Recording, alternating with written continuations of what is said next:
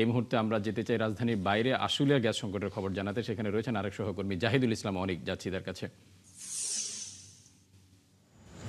অনেক রাজধানীতে যেমনটি দেখছিলেন যে সিএনজি অটোরিকশা চালকরা খালি হাতে ঘরে ফিরছেন। আপনি শিল্পাঞ্চল এলাকায় রয়েছেন, সেখানে শিল্প উৎপাদন বন্ধ রয়েছে গ্যাস সংকট নিয়ে। সেটি নিয়ে তারা কিভাবে চলছেন, কিভাবে তারা ম্যানেজ করে চলছেন, বিষয়গুলো আমাদেরকে জানাবেন। আমি এই মুহূর্তে আছি আশুলিয়ার বাইপেল এলাকা।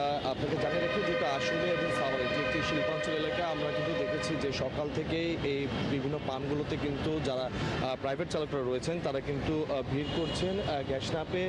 এখানে যারা প্রাইভেট চালকরা রয়েছেন তারা যে বিষয়টি জানাচ্ছেন যে তারা কিন্তু দীর্ঘ 4-5 ঘন্টা অপেক্ষার পর কিন্তু তারা তাদের যে কাঙ্ক্ষিত গ্যাস সেটি কিন্তু তারা সংগ্রহ করতে পারছেন বিভিন্ন ফিলিং স্টেশন, সিএনজি স্টেশনগুলো রয়েছে সেখান থেকে।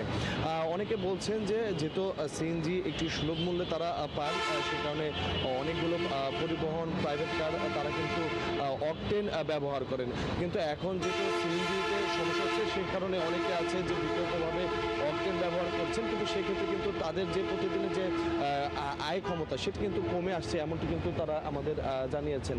তাছাড়া দেখতে পাচ্ছেন যে ইতিমধ্যে কিন্তু আমরা গতকাল সন্ধ্যা থেকে দেখেছি যে শিল্পাঞ্চল এলাকায় বেশ কিছু জায়গায় কিন্তু বিদ্যুৎ বিভ্রাটের কারণে এখানে লোডশেডিং দেখা দিয়েছে অতিরিক্ত, এবং যে কারণে কিন্তু পাম্প কর্তৃপক্ষ যে বিষয়টি অভিযোগ করছেন যে তারা কিন্তু পর্যাপ্ত পরিমাণের বিদ্যুৎ না পাওয়ায় তারা কিন্তু এখানে যে গ্যাস প্রাকৃতিক সিএনজি সেটি কিন্তু তারা সংগ্রহ করতে পারছেন, যে কারণেও তাদের দিতে কিন্তু বিলম্ব হচ্ছে। আমরা যদি একজন চালকের সাথে কথা বলি, কতক্ষণ ধরে বসে আছেন, কি দেখছেন? ভাই আমি এখানে 9টার থেকে সিরিয়ালে লাগাইছি, এখনো গ্যাস পাইনি।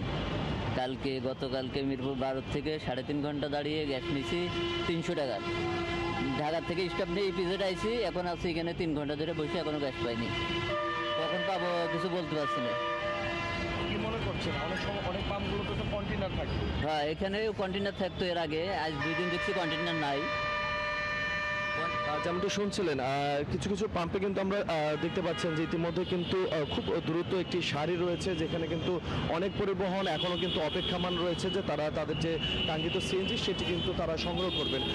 ফারুক, আমি যদি আরেকটি বিষয় জানিয়ে রাখি, আমি কিন্তু গত 2 দিন আগে আমরা কিন্তু রাতে দেখিয়েছিলাম যে বিভিন্ন পাম্পগুলোতে কিন্তু কারখানায় যে কিছু কারখানা রয়েছে কন্টেইনার দেওয়ার কথা, সেই কন্টেইনার ব্যতীত কিন্তু তারা অতিরিক্ত অবৈধভাবে কিন্তু তারা বিভিন্ন কন্টেইনার এবং বিভিন্ন যে রেস্টুরেন্টের যে সিলিন্ডারগুলো রয়েছে সেগুলোতে কিন্তু তারা গ্যাস দিচ্ছে, যেটির অভিযোগ কিন্তু এখানকার যারা চালকরা রয়েছেন তারাও কিন্তু দিচ্ছেন, এমনটি কিন্তু আমরা দেখেছি।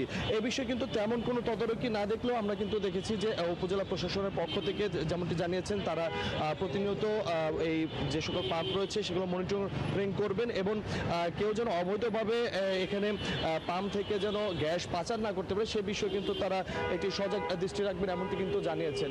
তা সব মিলে এখন পর্যন্ত এই শিল্পাঞ্চল এলাকায় যারা পরিবহন চালকরা রয়েছেন, সিএনজি সংগ্রহ করেন, তারা কিন্তু খুবই এই গ্যাস সংকটে কিন্তু খুব সমস্যার সম্মুখীন হচ্ছেন, এবং তারা চাচ্ছেন যে খুব দ্রুত সময় যেন এটি লাঘব করা যায়, সেই ব্যবস্থা যেন সরকার গ্রহণ করে, এমনটি কিন্তু আশ্বাস তাদের।